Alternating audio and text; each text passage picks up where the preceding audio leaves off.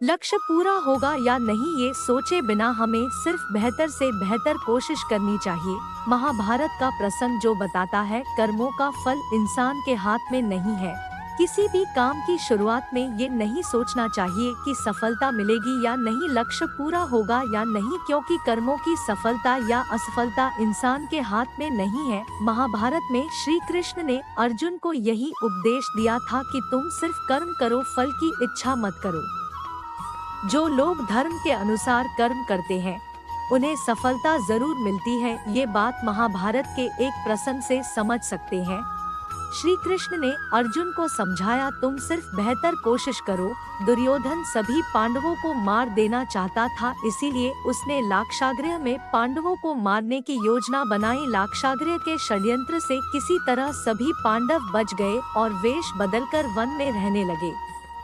उस समय राजा द्रुपद ने राजकुमारी द्रौपदी का स्वयंवर आयोजित किया था। इस आयोजन में पांडव में भी ब्राह्मणों के वेश में पहुंच गए।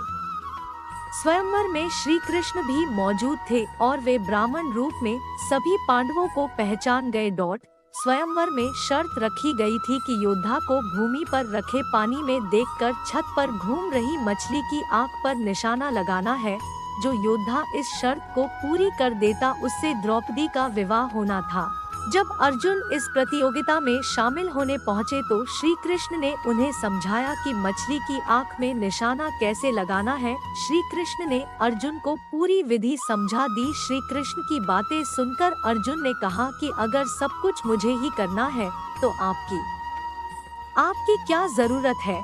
श्री कृष्ण बोले कि तुम सिर्फ वह करो जो तुम्हारे वश में है और मैं वह करूँगा जो तुम्हारे वश में नहीं है, यानी मैं हिलते हुए पानी को स्थिर करूँगा ताकि तुम्हें निशाना लगाने में परेशानी न हो। तुम सिर्फ बेहतर से बेहतर करने की कोशिश करो।